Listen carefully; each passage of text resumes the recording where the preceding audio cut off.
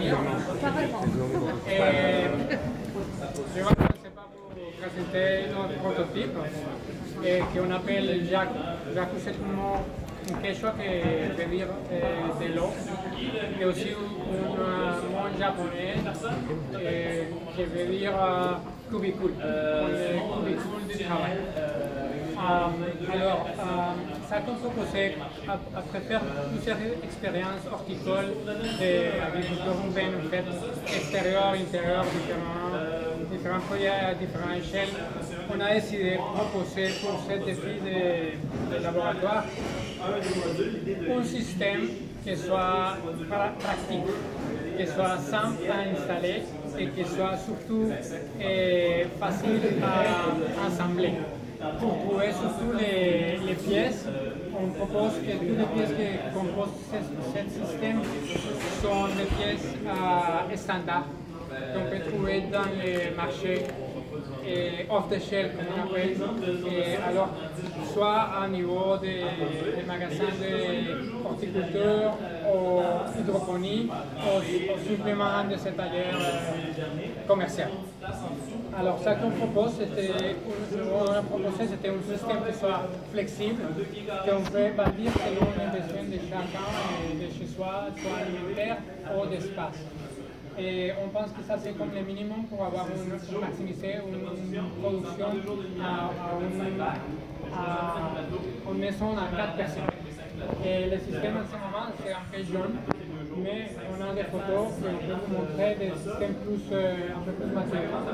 Et ici, on propose deux façons de monter l'eau. Et un système qui soit des options horizontales, pour certains types de plantes ça va mieux, et verticales. Dans notre cas, pour la démonstration, on a décidé de monter hybride, avoir la possibilité horizontale et verticale en même temps. En plus, on a décidé d'ajouter le système aquaponique en même temps.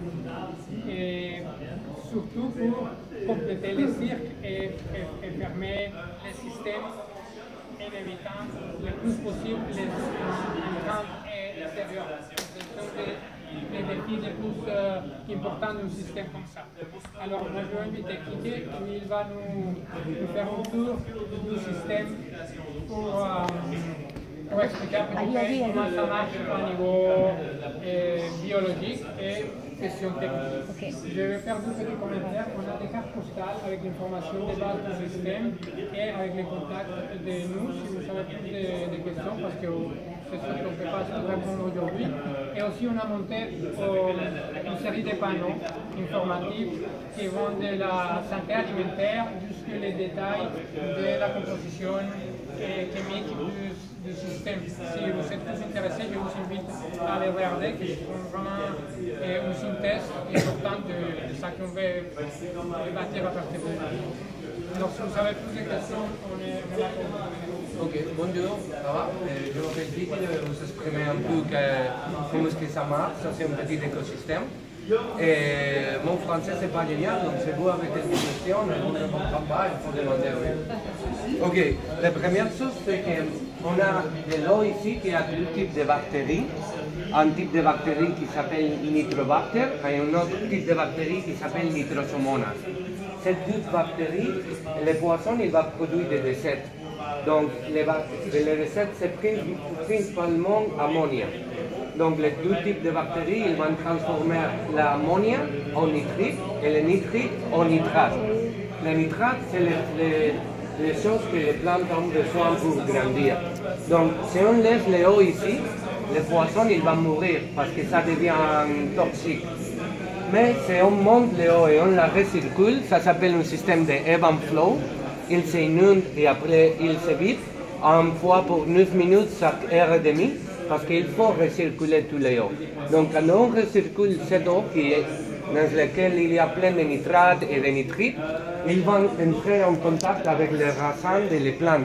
Les racines de la plante ils vont filtrer les nitrites et les nitrates et ils vont donner à l'eau de l'oxygène. Donc l'eau il revient pour ici et c'est propre pour les poissons. Les poissons peuvent habiter là maintenant. Et c'est comme un petit biofiltre, les plantes. Donc, les l'autre problème qu'on a eu, c'est qu'est-ce qu'on va donner à notre poisson, parce qu'on va manger cette poisson-là. Les poissons ici, ils sont poissons rouges, parce que c'est un fer et on doit faire toutes les choses vite, mais normalement on a des tilapias qu'on mange. Donc si on va manger les poissons, on ne peut pas les donner les nourritures des magasins, parce que quand tu regardes les nourritures des magasins, il y a des corn starch, il y a des soy meal, ça c'est GMO, c'est genetically modified. Si je donne ça à mon poisson et après je mange le poisson, c'est le même que si je mange les soy meal et tout ça. Donc la solution qu'on a eue, c'est de mettre cette algue qui s'appelle duckweed, et ce type d'algue, il va grandir dans les mêmes eaux qu'on a besoin pour les poissons, et ça duplique ce volume chaque jour. Chaque 24 heures, on a les mêmes quantités que les jours avant. Donc on les prend ici et on les donne à les poissons, et ça a 40% de protéines sur la plante, donc c'est très très bonne nourriture pour les poissons. Après ici, on a un vermicomposteur qui va recycler tous les déchets organiques du système. On les met ici et on a trois choses. On prend trois produits d'ici. Le premier, c'est un liquide qui s'appelle lixiviate.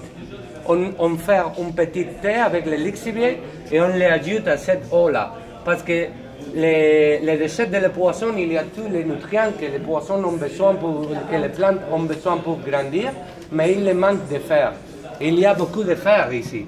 Donc on prend le thé de compost, on le met sur les eaux et après on le met dans l'aquarium. Comme ça on peut l'utiliser comme un fertilisant. Et le verme ici, il va produire aussi des composts pour notre plante à terre. Donc on peut utiliser ça. Et on peut utiliser le verme aussi pour donner à les poissons pour manger, pour changer les diètes, que c'est aussi organique, et c'est de bonne nourriture pour les poissons qu'on va manger après. Donc, à part on peut faire la plus quantité qu'on peut sur cet espace. Donc, normalement, on a des leafy greens ici, comme les laitues, ou les spinacs, ou les roquettes, ou quelque chose comme ça, ici et ici. Et ici, normalement, on les laisse pour les plantes de cuisine, pour les plantes aromatiques, comme les salvia, les origan, quelque chose comme ça. Mais on peut aussi avoir de bonnes protéines et d'enzymes qui sont ici, sont des, comment est-ce que vous le dites, les pousses, les micro-pousses. Oui, les micro-pousses, et les sprouts. Il y a 6 types différents de micro-pousses ici qu'on peut utiliser pour planter sur le système aussi, ou on peut manger. Ici, il y a un petit champignon qui fait une boisson, qui c'est probiotique, c'est très bon pour la santé, pour la digestion, et il y a beaucoup d'antioxydants parce que c'est fait avec du thé vert, et ce champignon-là, il va le fermenter, cette boisson, chaque 4 jours. Et après, tu peux mettre les gouttes que tu veux, des menthes, quelque chose que tu veux. Tu peux faire un autre thé et l'ajouter après la fermentation, et tu as ton propre boisson, que tu peux choisir les gouttes. Donc on a ici 2 petites sœurs qui, chaque fois que tu prends la nourriture d'ici, tu ajoutes une autre plante de les petites sœurs. Donc comme ça, le système c'est tous les jours en train de fonctionner. Ce système marche pour 9 minutes pendant les jours, 9 minutes chaque heure et demie, et pendant les nuits, pour une fois 9 minutes chaque 3 heures. Il a besoin de lumière comme 11 heures ou 12 heures par jour. Et on a designé ce type de lumière pour cette trait, mais si tu le laisses que c'est près de la fenêtre, il va prendre les lumières pour les plantes qui sont en verticaux. Oui, je pense que ça c'est tout. Oui. T'as pas une lumière pour tes lentilles d'eau et ton poisson? Non, c'est pas nécessaire. Avec les lumières d'ambiance, ça c'est assez pour les... Parce que les lentilles d'eau font de la photosynthèse, non? Il n'y a pas besoin de plus de lumière que ça? Oui, mais avec ça, c'est normalement assez. L'autre chose, c'est qu'on ne l'a pas faire pour ce système parce que c'est, comme je viens de dire, c'est difficile de transporter tout ça. Mais normalement, on a une autre petite voie avec les lentilles d'eau séparées. Parce que les lentilles d'eau n'ont pas beaucoup d'oxygène. Et il y a beaucoup d'oxygène dans cette eau. Oui. La qualité de l'eau pour le poisson, c'est bon? Le fait qu'il y ait autant de lexivia, Oui, mais le lexivia, on utilise vraiment un peu seulement. Peut-être 300 ml ou 200 ml dans 1 litre ou litre et demi. Et on le fait peut-être une fois par mois. Ça, c'est assez. C'est pas tous les jours. Mais oui, la qualité c'est bon parce que les plantes activent comme un biofiltre.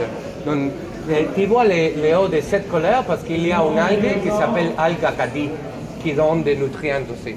Ça c'est pourquoi les couleurs. C'est propre.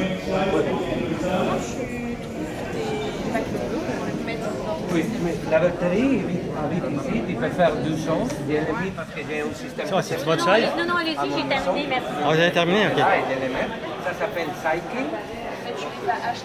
Non, je l'ai à mon maison. Mais il court naturellement. Si tu mets de l'ammoniac tous les jours dans cette eau, pour 5 ou 6 jours, les bactéries vont venir. Il court naturellement, mais tu peux aller aussi à un magasin de poissons et demander une pierre comme ça qu'il y a des nitrobactères et les mettre sur un aquarium. Mais c'est un peu dangereux parce qu'ils ne savent pas ce qu'il y a dans cette eau. Donc, toi, tu peux le faire. Comme ça, si tu ajoutes la bactérie, ça va te prendre 6 ou 10 jours pour cycler l'aquarium. Mais sans ça, il va te prendre 3 semaines ou 4 semaines. Mais du coup, c'est mieux d'avoir d'abord l'aquarium seul, d'attendre que la bactérie arrive avant de le mettre en circuit. Oui, ça s'appelle cycling. Oui. Avant tout ça, tu dois laisser les eaux là et ajouter de l'ammoniac tous les jours pour peut-être 2 semaines.